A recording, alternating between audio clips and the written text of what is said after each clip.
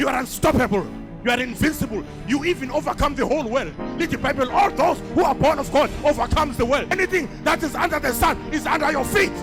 Kuzo zonke izinto ozenzile yezwakala bazalwane uzama ukuthi abantu bakuthande kodwa bengangakuthanda beka kuJehova dumisa uJehova umusi wabamusi uThixo khona phakade idwala lensindiso yethu uAlpha noOmega owayekhona khona ozoba khona kuze kube phakade.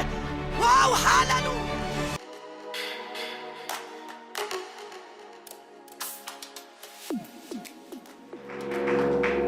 Singahlala phansi khona ngekosibazalwane. Sikwi God chosen first. God's chosen first. Since we are God's chosen people, called into God's chosen first, we will experience God's chosen results. Miracles, signs, and wonders will manifest themselves to the glory of His name. Hallelujah. So sizocela izinto uNkulunkulu umuntu wemvelo azosibona ngathi si crazy masicela. Uyabona njenge corona kuthiwa i-coronavirus singayi-arresta inga-spread ngoba uyayibona ukuthi iyashukumisa. Siyibambe nje ngoba le virus ayihambi yodwa, it's a living organism with evil spirit. The spirit of this virus is evil. Because we God's chosen first. Sinelungelo, sine dominion. Ha karabo. In fact, we are here in Christ's stead. Ingakho sinikwe igama lakhe. Asanga asebenzise lethu igama. Ngoba sisendaweni yakhe, simendaweni yakhe, umi ngathi simi endaweni yakhe. Uyasebenza ngathi esezulwini. Uqhubeka nomsebenzi. Usekhona? Singamlimiti uNkulunkulu. Singamthandazi uNkulunkulu ngomthandazo olingana nathi. Umthandazo wethu kuNkulunkulu awulingane nalo esithandaza kuye. Uzwile? Uma ngithandaza kuNkulunkulu ufuneka nomthandazo wami ube njengoNkulunkulu, ufane nalo engithandaza kuye. Usekhona? Ngoba ukuphendula kwakhe ephendula umthandazo wami kuzobe kumthandazo wami ozobe uza nempendulo. Ngiyangizwa njalo.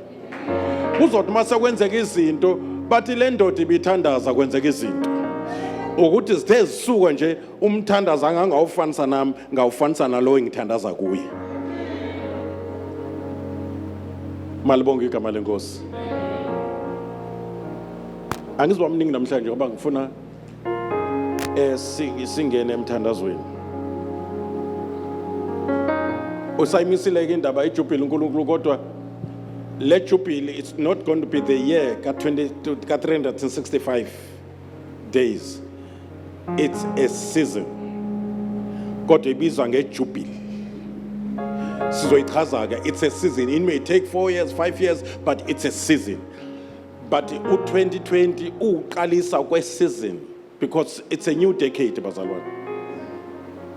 Says what? It's a new decade. Mawumuntu ohlolayo i-recent history yebandla. Kuma-80s kwenzeka into ethile, ngama-90s kwenzeka into ethile, sangena kuye 2000 kwenzeka into ethile ebandleni, mawu-observant. Ngo-2010 kuze kube manje kwenzeka into ethile, 2020 ikhonto ezokwenzeka e-unique. Ikhonto ezokwenzeka e-unique. Ama-decades abhaliwe phansi aseplanning kaNkulunkulu. Every 10 years kunento efuneka yenzekile. Usekhona la endlini? Na ungasali ke kwisizini, ungasali kwisyllabus yasezulwini. Ungasali embonweni uNkulunkulu alingenisa kuyo ibandla. Ungasali, ungabi ungafana nabantwana baIsrael makufuna incwadi kaJeremiya. Kuthiwa ihlobo lifikile nokuvuna kwafika kwadlula kodwa uIsrael azange asindiswe. Nokufika kaJesu babeshila abaprofeti kodwa bahluleka kwaJuda ukubamba isizini yokufika kwakhe. Uzwakala esekhala uJesu ukuthi Jerusalem, Jerusalem, bengithanda kangaka ukukhusela njengesikhukazi sikhusela amazinyane aso kodwa wona awuvumanga. They've missed the season yokhanjelwa. So kufuneka uNkulunkulu asibhabhathise ngomoya wamadodana kaIsaka sikwazi ukwazi ngezikhathi, times and season, and sazi ukuthi in those times and season kufuneka senzeni. Awuniyezwa yini? Yeah, singenza izinto zasehlobo size ebusika, and kufuneka sazi ubusika masebudlulile siwele egejeni silime ngoba isikhathi sokutshala nesikhathi sokuvuna. Malibonge igama lenkosi. Now in this fasting bazalwane, there is going to be more prophetic move kaNkulunkulu in this fasting. We are going to hear some of you uNkulunkulu ebakhulumisa izinto, and even our prayer lives is going to change. Amen. Yes. And indlela esimfuna ngayo nesimbiza ngayo ukuthi ngibize ngosuku, ngibize ngikuphendule, ngibonise izinto ezinkulu ezifehlakele ongazazi. A prophetic prayer reveals prophetic things. uNkulunkulu uyazambula prophetically mawuthandaza umthandazo prophetic, and ngeke uthandaze lo mthandazo without the help of the Holy Spirit. Lithi iBhayibheli esefikile ngemini ePentecost uMoya Ngcwele, they began to speak in tongues as the Spirit of God gave them utterance. Says one. And ufuneka sibe open, sibe kwi receiving end yokukhuluma kaMoya Ngcwele ngathi. Uyayizwa into ngisho? Nokuthandaza kwethu makube ukuthandaza okuvela kuMoya Ngcwele. Sithandaza as the Spirit of God gives us utterance. Yeah, ngoba usithandazisa ngoba uyayazi ingqondo kaNkulunkulu. Uyayazi intando kaNkulunkulu. Now uma sithandaza ngentando kaNkulunkulu uyasizwa uNkulunkulu masithandaza. And masazi ukuthi uyasizwa sesinakho sicelayo. So ukuze sazi intando kaNkulunkulu kufanele sicele uNkulunkulu umoya asazise intando kaNkulunkulu Baba. Ukuze siye kuye ngoNkulunkulu Ndodana. Ngoba uNkulunkulu akayithathi into yenye into, uthatha into yakhe. So mawuzoya kuNkulunkulu uphushwa uNkulunkulu egameni likaNkulunkulu uzokuzwa uNkulunkulu uthini. In our prayer lives kufanele kube khona intando yakhe in our prayers. Kuyezwakala bazalwane? Uma nihlala kimi namazwi ami ehlala kini niyocela enikuthandayo.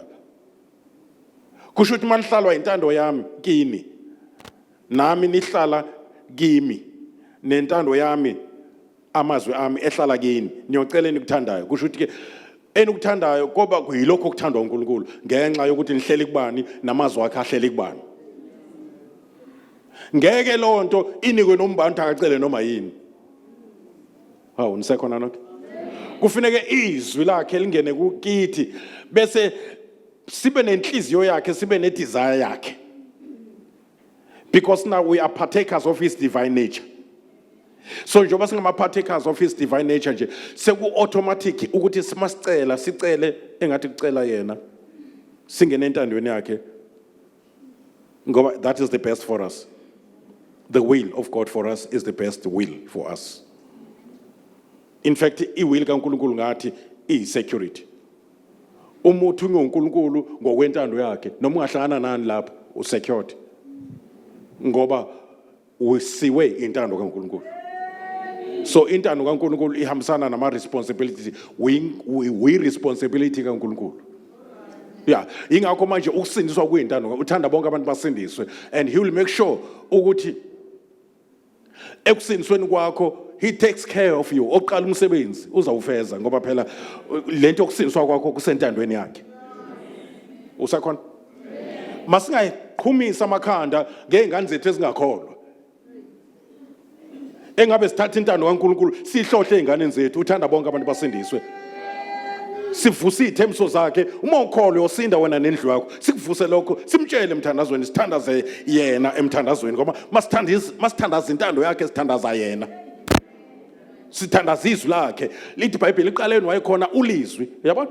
Ilizwi lakhe lingulizwi lakhe, ulizwi uNkulunkulu. Mawuthandaza intando yakho uthandaza yena. Hayi Nkosi yami noma second. Ngeke angazizwa yena. Mawuthandaza intando yakhe uyancipha wena, ungathi kuthandaza wena, kuthandaza yena kuye. Ngoba uthandaza ngaye umoya ngcwele. uNkulunkulu kuNkulunkulu. Awunikhona? uNkulunkulu ebuNkulunkulwini bobuNkulunkulu ebuthathwini bukaNkulunkulu, umoya ngcwele uNkulunkulu. Noma ngathunywa uNkulunkulu ecelwa uJesu ukuthi eze emhlabeni bese uNkulunkulu emthuma emhlabeni. Glory to Jesus. Noma ngathunywa uNkulunkulu akwehli kuba uNkulunkulu kwakhe. uNkulunkulu manje siya kuNkulunkulu ngamandla kaNkulunkulu, egameni likaNkulunkulu siya kuNkulunkulu Baba. Nale fasting ikhethwe uyena. I believe with all my heart I cannot allow the devil ukuthi angitshele into. This is God's chosen fast.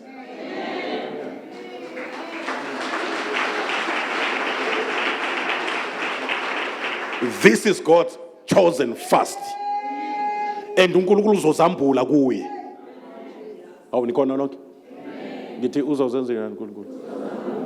Did you know ukuthi mawungena kwi-fasting kungasaphili wena sekuphila uKristu? uKristu ufastile ngalolo suku. Tshela umzalwane oseduze kwakhe, we Jesu ungenile nawo kwi-fasting?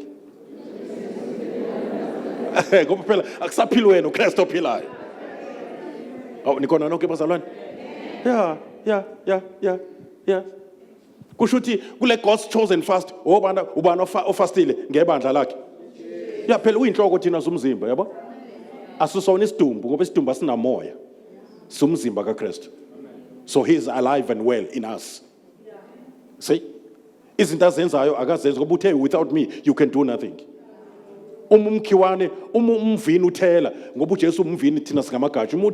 Uthela ngathi, Yeah, okwethu uhlala kuye, si connect.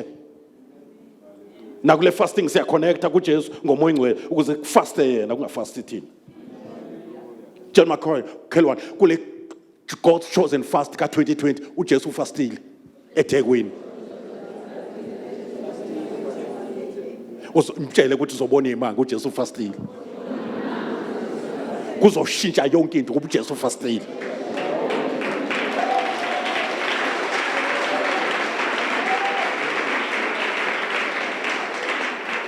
Ngeke uJesu afaste ngawe ekhaya kwakho kufane. Ikhona imithi ezosiphuka, zikhona intaba ezizosuka. Khona amaketa angazonqamuka. Ngeke bakaJesu. uJesu ufastile.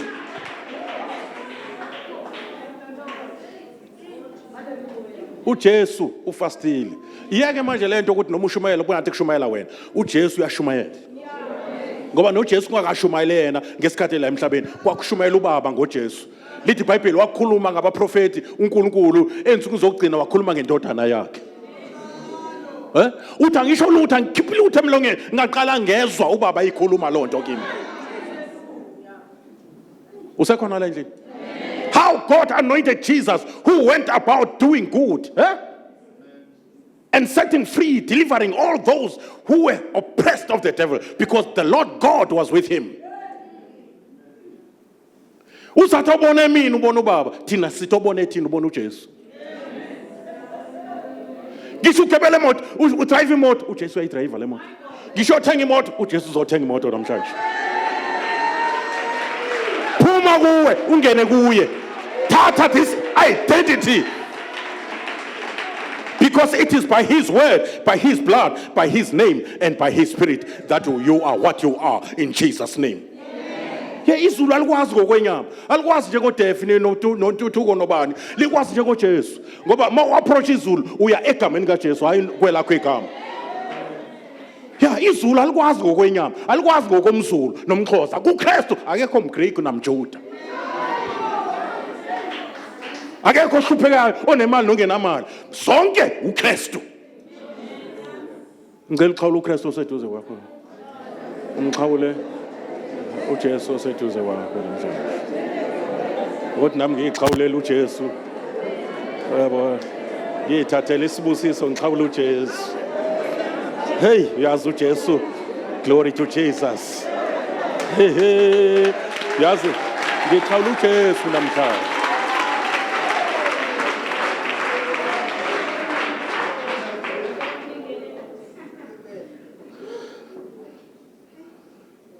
Baba Ndebele umxhawulela uJesu lo seduze wakho la.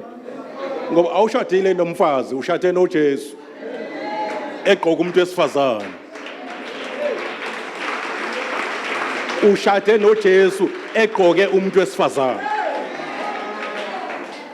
That's very important, Lord. Funa ucabanga uma usazokuzonda umzalo onke ngizomzonda kanjani uJesu. Ngibe ngihlala kuye naye ihlala kimi. Hayi inkinga le uSathane ofuna ungifaka kuyo.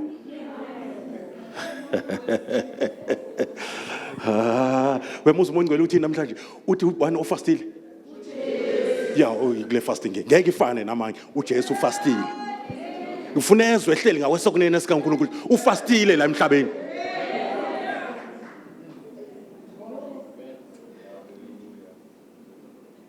Uyizwa lento ngisho? Ngithi ayishe le virus ngegama lika Jesu. Kusho uJesu. Ayishe le virus ngoba izolimaza i-economy. I-syndicate yamadimoni. Ayishe le virus ngegama lika Jesu. Uzozizwa ke indaba zizothini sengishilo.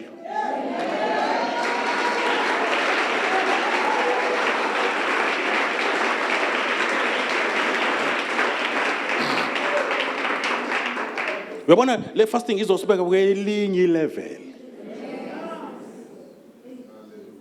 Usekhona la endlini? Izokwenza le fasting. Awunankinga zikhona ngenxa le fasting azisekho zikhona. Azikho zikhona. Uzoba nesibindi sika Jesu qho. Uzoba negunya lakhe. Njengoba unikwa igama elingaphezulu kwamagama onke nje. Alikho ngaphezulu nje ngamagama. Lingaphezulu ngoba linegunya phezulu kwamagunya onke. Amen. Egameni elithile khona igunya lalonto ebizwa ngalelo gama. Manje uma igama lingaphezulu kwamagama onke kusho ukuthi ke egameni kukhona igunya uthi uJesu amandla onke ezulwini nasemhlabeni anikwe mina. That is why igama lakhe linje. Liphakanyiswe uNkulunkulu futhi igama lakhe. So mawuthi in the name of Jesus sekufuneka yonke into enegama ithobe phansi kuleli gama. Ngoba wonke amadola kufuneka aqale manje usekhona agobe egameni kaJesu Kristu. So mangithi wena virus ima lapha in the name of Jesus. Akusho mina umahlaba nje usuka kumahlaba. No, uJesu oshoyo. Futhi uyena othe sothini. Bese kwenzakalana. Ngishilo ngesonto ngathi uma uJesu uthi yo ethu unokwenza imisebenzi engaphezulu kwale engezileyo. Hayi ube ngakhulumi ngoba kuzokwenza thini. Ngoba uthe ngaphandle kwami ngeke nenze lutho. Uyayizwa lonto? Yeah, ubesho ngoba ezethembene ngoba Christ in you the hope of glory, glorious hope. Christ in you which is mysterious. Imfihlakalo le ibifihle kuma generations adlule. Indaba kaKristu, indaba kaNkulunkulu isiquka sikaNkulunkulu odala izulu nomhlaba, who is bigger than the universe, who created the universe, kodwa angene emntwini, that's mystery. But we are not a mystery of iniquity njengo Antichrist, we are mystery of righteousness. Sidida abantu nikhona mazona yenza kanjani lento uNkulunkulu ahlala emntwini nomuntu ahlala eNkulunkulu. Ngoba kahlala kumakerubhi namaserafi kodwa uyahlala emntwini odla uphuthu. Harabo shatala basanda. Yeah, this is mystery. Christ in you, the hope of glory. Oba nabakholwa ukuthi Christ is in them. That's you are the most powerful, gigantic. You are the most powerful, yes, the most authoritative creature ever made straight upon the earth. Uba bewazi nje ubuzo recognize le nto ukuthi uyazi ngomthetho bekufanele mawuhamba izintaba zethu nangedlula uJesu. Bekufanele mawuqhamuka athi amadimoni nangeza buya ngala. Ingakho ungasho ukuthi sowathandazela amadimoni noma sikhulume namadimoni kodwa we will cast them. Kusho ukuthi akuncengwana ke lapho. sigqoka ijazi likamoya ingcwele le-authority and power le-dunamis. Ma ugcwaliswe ngamandla amoya ingcwele ugcwaliswe nge-dynamite, inherent power, self-explosive power. Amandla adubula amadwala. Usathana ethi uqedile ngawo i-anointing, it destroy every yoke and remove every burden. Uzizulula because of the anointing. Uzwi depression ihamba. Uzokufika i-garment of comfort and joy. Uzunenjabulo, isimo singakashintshi kodwa uzune peace. Because it's not by might, it's not by power, it's by the Holy Spirit. As sondelane nalendoda iyona petty program yasezulwini, iyona petty program nje. Uyena oyispeaker again mahlabo oyisikhulumi, ezinye iphika zazovela la, ezinye ezilaphansi. Umuntu ngwele uzositshela ukuthi yabona loya uzoshumela ngodethe ethile. Ngoba umele usiphela awenzi noma kanjani emvini zomnikazi. Udirector yena nango ozokhuluma namhlanje. Amen. Kulo 2 weeks ozayo nje sobe sizwe imanga. Hallelujah. Usekhona la endlini. So there's nothing about me. There's nothing about uMahlaba. Isikhulumi sale nkonzo umoya ingcwele. Kodwa uzogqoka amajazi ahlukahlukene. Kusasa uzobe egqoka uMahlaba. Namhlanje it has happened to ugqoka uMahlaba. It's not about me. Musubuka mina uzozungijwayela bese kujwayeleka nemprofessy ephumayo. Dlula so that you can hear from the Lord. Glory to Jesus. You can hear a fresh manna from the Lord. Malibonke igama lenkosi. Usekhona la endlini? Oh, what a fasting. uJesu fastile. Obana bakhumbula ukuthi ngithe izolo uma ngabe wena ufasta 21 days nomunye fast 21 days nikwi agreement yale fasting lo 21 uso 42.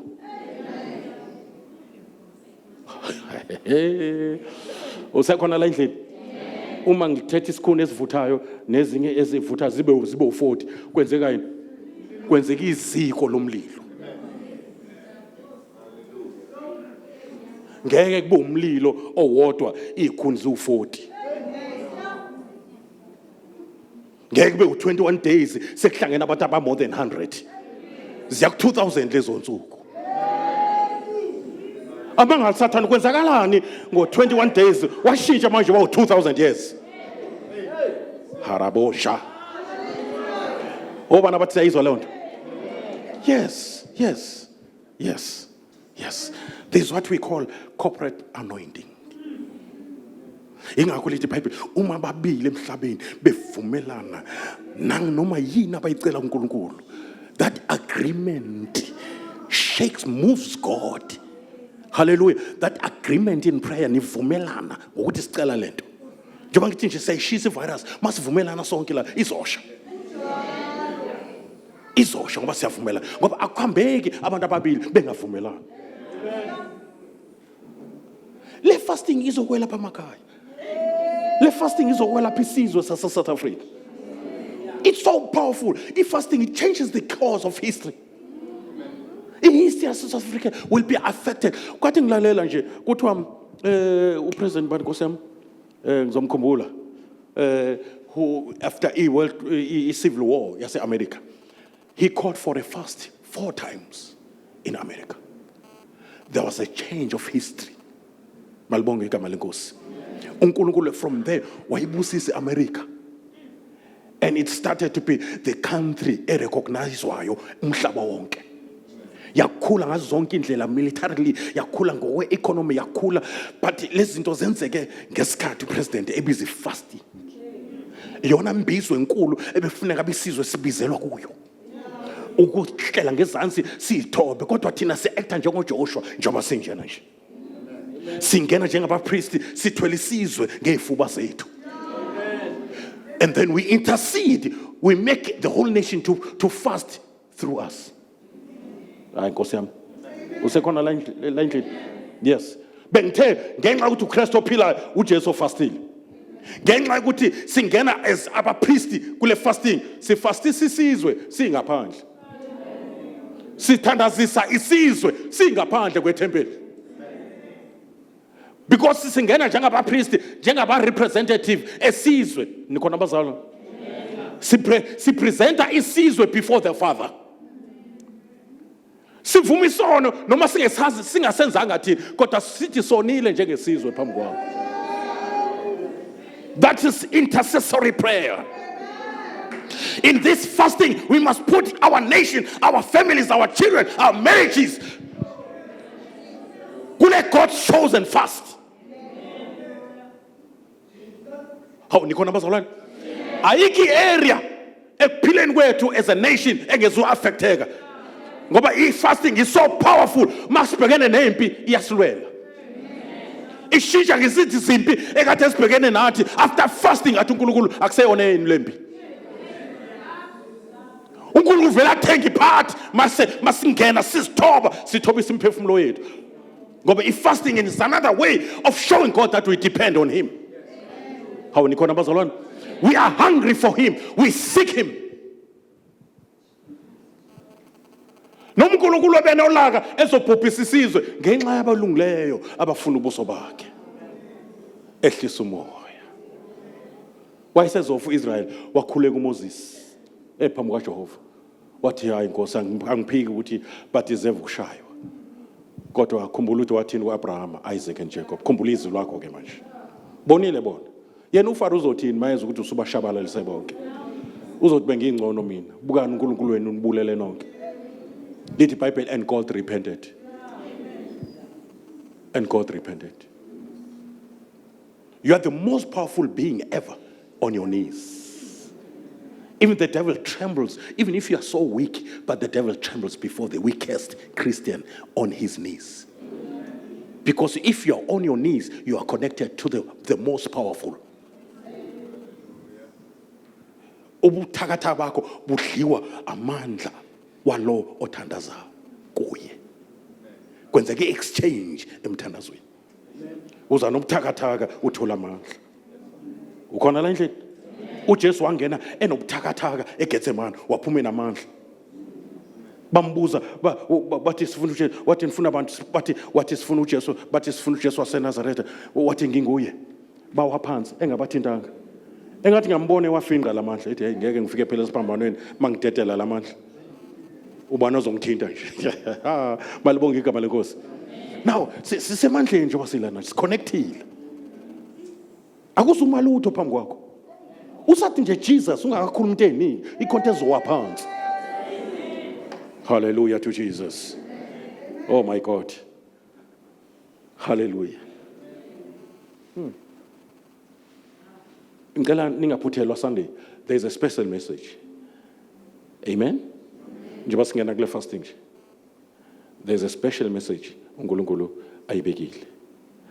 Nanokuthi ufuna ukwenzani. I've been listening to more than 20 prophets concerning 2020. Ezingimongcwele ithiki izinto etilezi kufanele uzishe ebandleni. Zizodwa lezi ayikhuluma kuwe uguqile as a leader. Usekhona la endlini? And uNkulunkulu ekhuluma ngabaprofeti engibahloniphayo because kufanele abaprofeti bayinike direction. Wezwa nje kisho? Ukuze ibandla lazi ukuthi liyaphi manje. Lingadungwizwa oswini. Ngoba in these days lapho kugcwele khona confusion, kukhona nabaprofeti manga kuyenzeka silahlekelwe i-direction.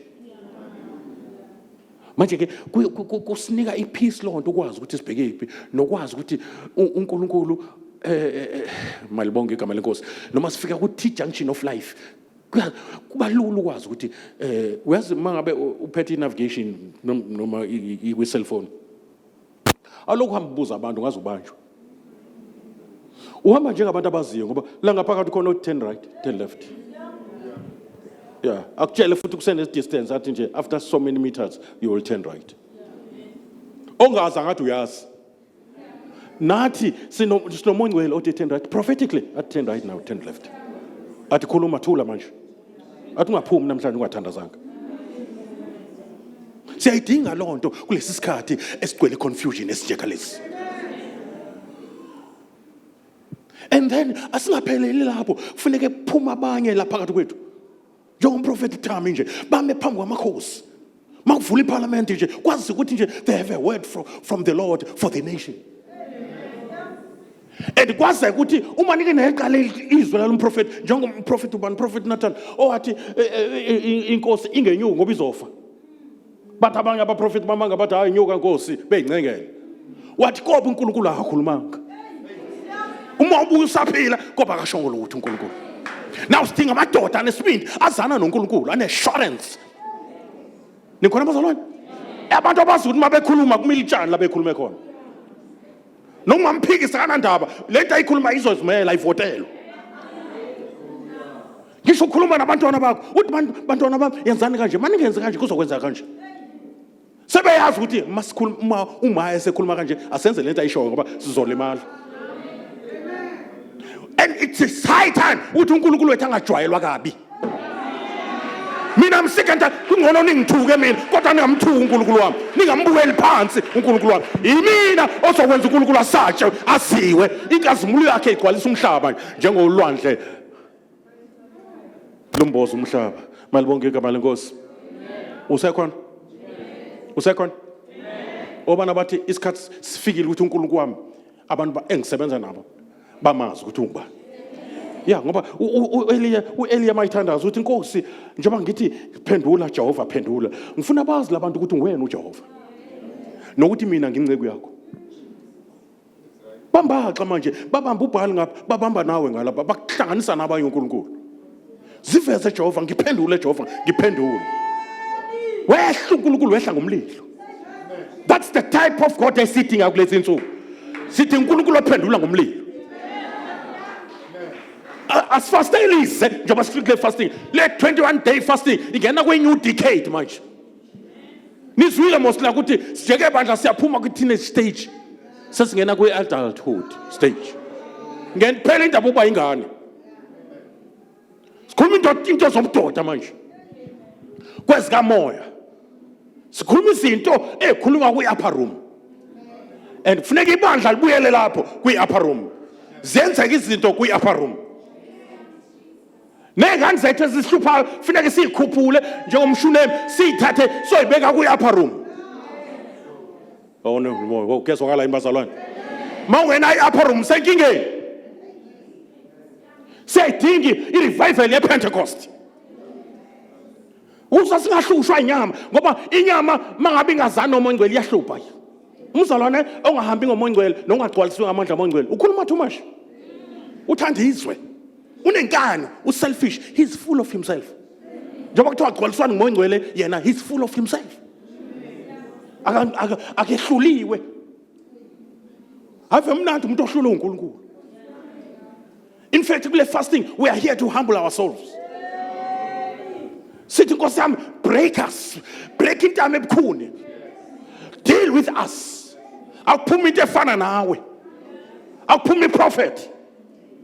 Obana bathi sayizwa lento? Yes. Yes. Yes. And I believe kule fasting so move from being common and ordinary. Izinto zethu zoba extraordinary. So bukeka abantu ngathi is ordinary kodwa mase kwenzeka izinto ngathi kwenzeka izinto ezi extraordinary, as uncommon, as supernatural. That's where this God's chosen fast is taking us to. And the supernatural of God will be natural. Because we will dwell there. Because we are citizens of the heavenly places. Our citizenship is there. Manje akufuneki sibe ngama-foreigners ezweni lakwamoya. Akufuneki sibe ngama-foreigners sethuke nezwe ezweni lakwa-supernatural. Funeka bethuka uthi hayi isinkosi imihla ngemihla njengoba ngimthandazeli waphila nje hayi into esiyenza daily le into yasekhaya obana bayizwa lezi kushoyo awufike lapha ekhaya sisikole lo umntwana uphethwe isithuthwana into encane lezo yeah usho futhi mawuthanda uthi hayi sekufike ke iambassador yasezulwini yeah sekufike ukukhanya kwezwe manje yeah ngeke liphindeni ubone ukukhanya ubumnyama la ekhaya yeah ngezwe engizolisho la ekhaya God will establish every declaration engizoyisho la ekhaya simrepresent uNkulunkulu njengoba enjalo. Hawu nikhona nonke bazalwane? Sibe ngama-ambassadors ezulu, izulu lingene ngathi emhlabeni. Sihlale sise kahle kwi-embassy enguKristu. Singaconform to this world because we are not of this world. We are strangers. Nikhona bazalwane? Asibona abalaliswa, akubonakala nelanguage esikhulumayo. Lo muntu uvela uhlala ezulwini yini? Yabona? Babethuka abazalwane, bahlekisa abazalwane Thamsanqa. Ngimiza ngoThamsanqa ngoba umfowethu uThumbu wasekhaya. Bathi mabehlangana nami emoto, hawu nawo bamahlaba ehamba indala la. Yabo. Ngoba nje kube ngathi uma uNkulunkulu esebenza ngawo kube ngathi wena uvela ushumayela ubushwi uyosithela.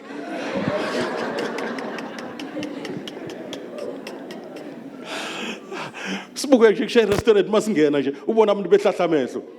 Ungathi hayi mahlaba akufanele angene e-restaurant into ezinjalo. Lo bethukile. Abanye bathi kade sikwenye indawo nje. No my son ubaba Sithole. But hey le hotel ibusisiwe bekunomhlangano bezindawo lapha. Hey le hotel ibusisiwe. Hey namhlanje wabona babizana bathi wozawe. Babizana.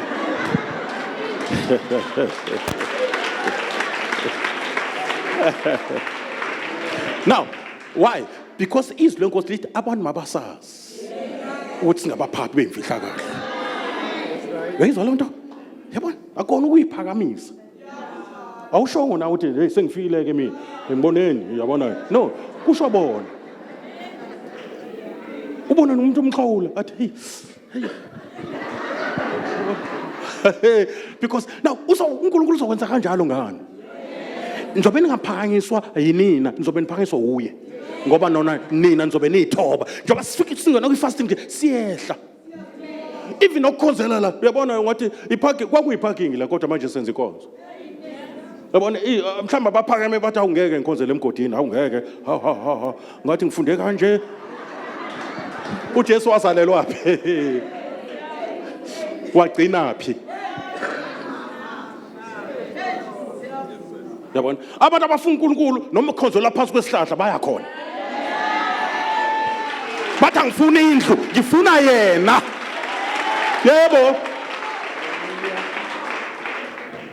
Ngifuna yena, angifuni indlu, anginandaba nendlu. uNkulunkulu ahlala endlini yakhe ngezandla. uNkulunkulu uhlala emntwini. Ngiyanibongela nini enizela. And khona umlilo baswayo, kunegauge enyukayo yenkazimulo la kunini. As you come, keep on coming. Akufani okwayizolo namhlanje. Uyanyuka ngama levels. Mhlambe we are not aware ukuthi kwenzekalana empilweni yakho. Uzothi umuntu oqaphela uthi hayi man yazi ngiyayizizwa man ayangifana kuqala. Into ebesilahlekile ibuye ngamandla. Ibuye si double portion. Uyazi lento ebingihlula hayibo angisena appetite yayo. Yebo? Ikhonto uyasetshenzwa nje ubuhle lapho phansi nje.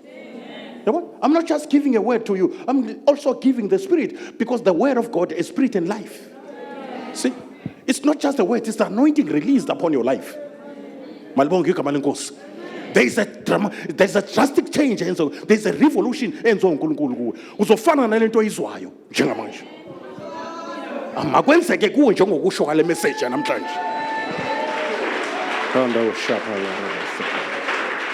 Thank you, Jesus. So we God's chosen first. Jen Makelo, so we God's chosen first. Yeah. And we begin is in doge e kombisa e fasting ekhetho uyena. Malibonke igama lenkosi. Ngithe ngifuna unilibazisa namhlanje kodwa uIsaiah 58 engathi sisazohlala kuyena. Amavesi awu5 oqala aveze fasting ecarnal, ifasting yenyama. Ifasting enombango enama wrong motives. Ifasting engaziwa uNkulunkulu. Ifasting yabantu yabafarisi, ifasting yokudima edima ngizothini ifasting ethi awuboni ngani sifastile. Awuzwa ngani sithandaza. Manje ifasting eblocke amapipe. Ngoba isono siyawablock amapipe. One of the things uNkulunkulu ayikhulumile kule fasting, there's going to be a lot of repentance. And there's going to be a lot of pursuing of righteousness. People will be given a hunger to be right. Lithi iBhayibheli babusisiwe abomela ukulunga kwakhe ngoba bosuthiswa ngakho. Hallelujah. It starts by having right standing with God without any sense of guilt and shame. It's a gift first before it becomes your lifestyle. And your identity. You become a righteousness of God and you have righteousness of God. Kushuti, you are justified. You have the right standing with God without any condemnation, any sense of guilt from your conscience. Because of the blood of Jesus. And that righteousness we told as a gift from God. Ungenzanga lutho okulungileyo. Ungazani nokulunga. Wenziwa ukulunga, wanikwa ukulunga, ukuze uphile ukulunga. Those righteous lifestyle, righteous act are the product of the seed of righteousness, which is a gift by believing in Jesus. Little people, we believe that Jesus Christ is the Son of God. And we believe unto righteousness. Njengoba Abraham owakholwa izethembiso. Wayesenikwa wabalelwa kwenziwa imputation yokulunga. Kwathiwa ulungile without imisebenzi yokulunga. Ya wanikwa ukulunga engaka-act ukulunga. Nisekhona bazalwane? Ungamvumeli uSathane umukule fasting akufake i-condemnation. You rather receive i-conviction kaMoya Ngcwele. Ecorrectayo mawuphuma eceleni ngoba izala i-repentance. Hallelujah. But the condemnation is a distraction because it is of the devil. The devil is waiting for one mistake ozoyenza and condemn you with that mistake. So condemnation does not come from God. You are too precious to be condemned by God. Because he has paid ngendodana yakhe nangegazi lendodana yakhe to justify you.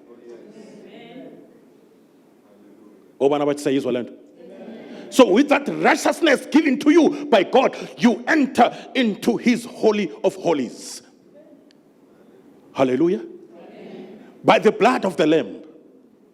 And with boldness. I shall say with boldness.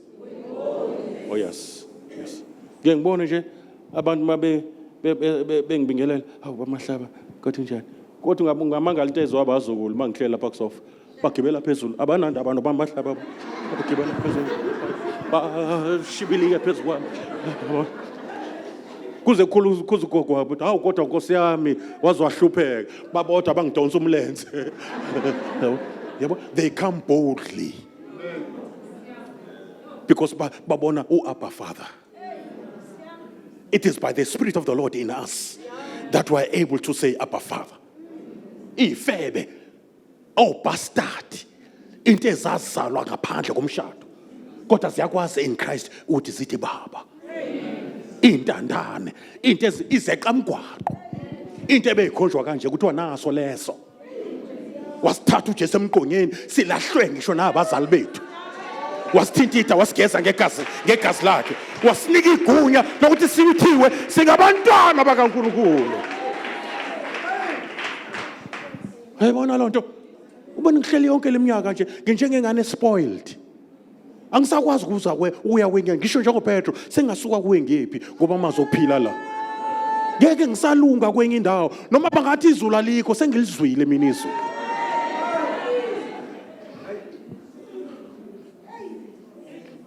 Ngeke sawufunda amavesi bazalwane sobe siwafunde. I've allowed the flow of the Holy Spirit. Ngoba besithe uyena isikhulumi sale fasting ka 3 weeks. Uyena isikhulumi. Tshela umakhelwane uyazi uMoya Ngcwele isikhulumi. Uyena guest speaker. Kodwa ngiyalikhipha ngiyalidelete ligama lithi guest. Angikwazi ukumenza guest entweni yakhe. Uyangubuyena ophethe ibandla. Liyalezwe kulishiwe naye. The Father and the Son bahlele ezulwini bakithi ngoMoya Ngcwele. Wakhetshana noMoya Ngcwele ngeke kusamthola ubaba. Nendodana ngeke uyithola. Ngoba bakithi ngaye uMoya Ngcwele. Malibonke igama leNkosi. Sizozibeka ke ezinye zezinto ekubalekile ukuthi sizithandazele. But in this fasting, don't forget your family. Don't forget your community. Amen? Don't forget the nation. Don't forget the Church of God universally. And put yourself in this prayer. Amen? Guess what, bazalwane? uJesu Kristu mayithandaza kuJohn 17 uqala ngaye emveni kwalokho ebese ethandazela abafundi bakhe. Kuthiwa ziqaphele nina bese niqaphela nomhlambi. Abapristi wayiphatha igazi lakhe negazi lesizwe. Aphatha igazi eliqondene naye uzakwazi ungena angafeli phakathi. Malibonga igama lenkosi. Kubalekile ukuthi uzimise nawe. Ukhalele umnxusa uNkulunkulu umnxusele uzuthandazele even abantwana uNkulunkulu azobazala ngawe spiritually. Uthandazele ukukholwa kwakho, uthandazele yonke into, uthandazele ukuphila nje kwakho phakathi kwabantu, ukuthandazele lokho. Amen. Uzimise phambi kaNkulunkulu ukubike ama point la ubuthakatha khona uwasho. You are bold mosima uphambi kwaBaba. You are there boldly ngoba umpriesti olapha usihlingiwe nxa zonke uyakwazi ukusiza abalingwayo. Uyazana nakho konke okusihluphayo. Uyembethe inyama wayigqoka for 33 years emhlabeni. So ubenzela kona lokho ukuthi njobe elingwe nganxa zonke nje akwazi ukusiza abalingwayo. Mtshele. Mhlawumbe ngasaba ungitshela mina kodwa mtshela yena. Ngene ekameleni uvale bese uyakhuluma. Shabona? If it means to repent and to humble your soul, malibonga igama lenkosi, zehlise shona phansi. Umtshele mawuphakeme uthi ngiphakeme baba ngikuthanda impela kodwa nginempakamo Thomas. Uyicebe nje ngoba uSathana akayifuni lonto. Uthulula umphefumulo wakho phambi kwakhe. You will see the difference uzobona uNkulunkulu uzokwenza.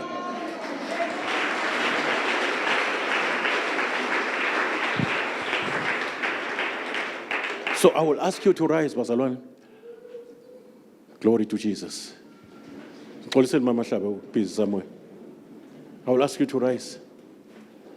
And let's give a freedom to help us and give us words, give us utterance. Let's connect to the Holy Spirit. Let's have our spirit connected to the Holy Spirit so that our mouths will speak all the oracles of God, so that we can pray exactly what the Lord God wills for us to pray. Because this is God's chosen fast. So even words that we should say to the Lord must be chosen by the Holy Spirit. Hallelujah to Jesus. A prophetic way of praying, where we don't even pray just out of our mentality. Guess what, bazalwane? Asithandazi nje ngokucabanga nje ukuthi siyacabanga, but uMongcwele is giving us words. Hallelujah. Kwesikhathi uMongcwele ubona la singaboni khona. Kwesikhathi uMongcwele uzosithandazisa ngamazwi ingqondo engawa understand in tongues. We praise God in tongues, we pray in tongues, but we bring message also in tongues. And those tongues need interpretation. Malibonga igama lenkosi. Ilwimi eziletha messages yatolikwa. Ilwimi ezakha wena noma zingatoliwanga kuba kusuke ukukhuluma umoya wakho ukhuluma nomoya kaNkulunkulu. Nikhuluma imfihlakalo. Nishama secret codes uSathana akayeza uthi. Glory to Jesus. Now you can speak, you can pray in an unknown tongue. You can pray with your understanding too. Hallelujah. Whatever way olideka ngayo, feel free to pray. Glory to Jesus. But it must be under the auspices of the Holy Spirit. No matter understanding, but UMongcwele is there to give you words. As I'm preaching, I'm not preaching in tongues. I'm preaching in a language. And yet, my preaching is delivered through me by the Holy Spirit. Hallelujah. So, no matter yet uMongcwele is giving. My mind must be open. Hallelujah. I must be open-minded for the Holy Spirit to inject in me the words that should come out of my mouth. Kuyazwakala bazalwane? So connect right now to the Holy Spirit. As you are going to begin to pray, connect to the Holy Spirit. He's going to tell you exactly what you need to pray for. And then, njengoba connecte kumoya ngcwele nje, uthandaze, ukuthandaza kwakho kune-faith phakathi, ukuthandaza kwakho kunentando kaNkulunkulu phakathi. And ukuthandaza kwakho uthandaza egameni likaJesu Kristu. And ukuthandaza kwakho uthandaza ngamandla noma ngokulekelelwa umoya oyingcwele. Glory to Jesus. And then results are there because you pray in the name of Jesus. Results are there because you pray according to the will of God. Hallelujah. Results are there. That is why at the end, you can give God all the glory. You can thank Him in advance. Hallelujah. Uthi baba ngiyabonga ngathi uyayibona sengathi uyiphethe ngesandla lento. Ngoba mawucela ngokwentando yakhe uyakuzwa. If you need to prepare your heart to seek Him, moya ngcwele uzoholela ekutheni uthi baba lapha nalapha ngenzanga kahle ngicela uxolo. Moya ngcwele, forgive me there. Help me not to do it again. I cannot do it all by myself. I need the Holy Spirit to help me to overcome the demands of the flesh and crucify that flesh with all its passion. And we destroy the lust of the flesh by the Holy Spirit, because moya ngcwele is a consuming fire. Everything engenza into noma ngasathanda, it can be consumed by the Holy Spirit. Hallelujah to Jesus. Hallelujah to the Holy Spirit. Are you ready? Are you ready? Are you ready? Are you ready? Hallelujah to Jesus. Thank you, Jesus. Thank you, Jesus. Thank you, Holy Spirit. Hallelujah to Jesus. Hallelujah. Hallelujah. Hallelujah to Jesus. Hallelujah. You are connecting now. You are connecting now. You can begin to pray. The Holy Spirit is there to help you and to give you words. Whether you're standing or kneeling down or walking, whatever way, you can begin now. On the third day of fasting, as the Lord is accompanying you in this fast, in this God's chosen fast, it is the third day. Some other things that are dead will be resurrected, spiritually speaking. On the third day, Prato Shalarabo Sakrabos Indorobos Sato Kalabasira.